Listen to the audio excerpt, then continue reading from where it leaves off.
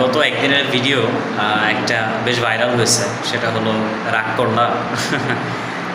আচ্ছা, একটা বিষয় দেখেন, এই লোকটা যে একটা সাধারণ পথচারী, খুবই সাদা মনের মানুষ, মানে আমি জানি না লোকটা কেমন দেখে মনে হচ্ছে, বা পথচারী যে কেউ যদি একটু দরবেশ টাইপের কেউ বা একটু এই বাবা বা এই টাইপের কাউকে দেখে একটু তাদের মন কেমন জানি অন্যরকম হয়ে যায়, একটু নরম হয়ে যায়, মনে হয় তার কাছে অনেক অলৌকিক শক্তি আছে, অনেক কিছু আছে।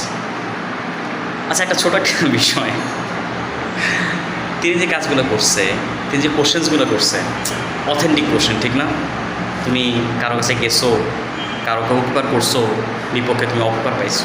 আচ্ছা, এই জিনিসটা আমাদের কাদের লাইফে নাই? তুমি কারো কাছ থেকে টাকা ধার চাইছো, সে তোমার টাকা ধার দেয় নাই। মোস্ট অফ দ্য পিপল এইরকম, মানে 10 টাকা চাইছে, দেয় নাই। সমস্যা আছে, কিন্তু মনে করতে চাইলে অনেক আগের কথা মনে পড়বে। আরে আম্মুর কাছে 10 টাকা চাইছে না, আম্মু 10 টাকা দেয়। আচ্ছা, মজা করে বললাম। যাই হোক, এখন কথা হলো যে তিনি যে কোশ্চেনগুলো করছে, এগুলো কিন্তু প্রত্যেকটা লাইফে কমন, মানে 90% মানুষের লাইফে কমন, সাধারণ মানুষ। এখন বড় সে কিন্তু তাদের যায় দৌড়বে না, দৌড়বে কাদের? আমাদের মতো সাদা মনে সাদামাটা মানুষের, ঠিক না? আর কথা হলো, এই কোশ্চেনগুলো করার দ্বারা একজন মানুষের আমরা কিন্তু দুঃখর জিনিসগুলো মনে করাইতেছি, আর মনে করানোর ফলে তার কাছ থেকে আদায় করতেছি কি, যে তোমার এই এই জিনিসগুলো কিনতে হবে, তাহলে তোমার জীবনের আর সমস্যা থাকবে না। খুবই সিরিয়াস একটা ম্যাটার বলতেছে, খুবই সিরিয়াস একটা ম্যাটার। সেটা হলো, কোনো গণক, কোনো ব্যক্তি যে হাত দেখাইছে আর হাতের রেখা পড়াইছে, বিশ্বাস করছে, যে কোনো এগুলোর দ্বারা তার ঈমান চলে গেছে, তাকে পুনরায় ঈমান গ্রহণ করে সেখান থেকে তওবা করে ফেরত আসতে হবে। বিশ্বাস করছি বা করিনি, হাত দেখাইছি, শুনছি তার কথা, শেষ। ওলামা ইকরামের কথা যে আমাদের কারো কাছ থেকে এই হাতও দেখানো উচিত না, কারো কাছে নিজের ভাগ্য গণনা করা, এই গণকের কাছে যাওয়া একদমই এটা মুসলমানদের জন্য পরিপূর্ণ বিষয়।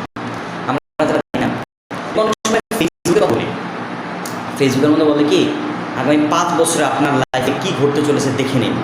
আসে না, কিছুদিন আগে ওই যে ফেসবুক প্লে নামে একটা অপশন ছিল, এখনও আছে কিনা আমি জানি না, দিলে পরে দেখা যায় 5 বছরের 4টা পিকচার বা 5টা পিকচার এরকম দিয়ে দেয় যে 2026 সালে এইটা, 27 সালে এইটা, 28 সালে এইটা, 29 সালে এইটা, 30 সালে এইটা। এইটাও নিষেধ। এখন বর্তমানে ঈমান নিয়ে এত টানাটানি একটা অবস্থা যে কোন দিক থেকে যে আপনি ঈমান চলে যাবে আপনি বুঝতেও পারবেন না। মানে ঈমান এখন এত গুরুত্বপূর্ণ বিষয়। আল্লাহ রাসূল সাল্লাল্লাহু আলাইহি ওয়াসাল্লামের হাদিস, কোনো ব্যক্তি যদি, মানে কি বলবো, আল্লাহ রাসূলের হাদিসের মধ্যে কাছাকাছি এরকম কথা যে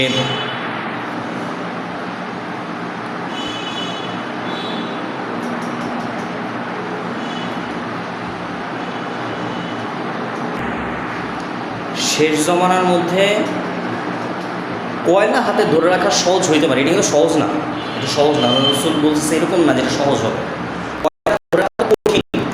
কয়লা ধরে রাখার চাইতেও বেশি ঈমান ধরে রাখা। এখন আমাদের চিন্তা করা উচিত আমাদের ঈমান কত জায়গা দিয়ে চলে যাচ্ছে, এই জন্য ঈমানের মেহনত করা উচিত। আমি আমার ঈমানের মেহনত করব, আমার ঈমানকে আমার মজবুত রাখতে হবে, আমলের দ্বারা আমার ঈমানকে মজবুত রাখতে হবে। আল্লাহ তাআলা আমাদের সবার ঈমানকে হেফাজত করে এবং ঈমান ভঙ্গের কারণগুলো আমরা ইনশাআল্লাহ জেনে নিব, ঠিক আছে ইনশাআল্লাহ। শুরুটা করলাম হয়তো একটু হাসি দিয়া, বাট জিনিসটা কিন্তু আসলে সিরিয়াস। রাস্তার মধ্যে কেউ একজন আমাকে দেখতেছি, আমি একবার ওই যে কী বলে 5ই আগস্টের পরে গেছিলাম একটু ওই কী বলবো আমরা সংসদ ভবনের ওইদিকে, দেখলাম এক লোক একটা হাত দেখতেছে, 4-5 জন বন্ধু তো হাত দেখাইতেছে। আমার চিন্তা হলো এদের সাথে একটু কথা বলি। এখন কথা বলার ক্ষেত্রে কি বলবো, পরে যখন বললাম তখন বললো যে ভাই আমি তো বিশ্বাস করি না। তাদেরকে কে বোঝাবে যে ভাই বিশ্বাস করো বা না করো, গণককে হাত দেখানোটাই তো ভুল। আমাদের ইমানকে আর ইসলাম সম্পর্কে জানা আরও বেশি জরুরি, অনেক জরুরি। আল্লাহ আমাদের হেফাজত করুন।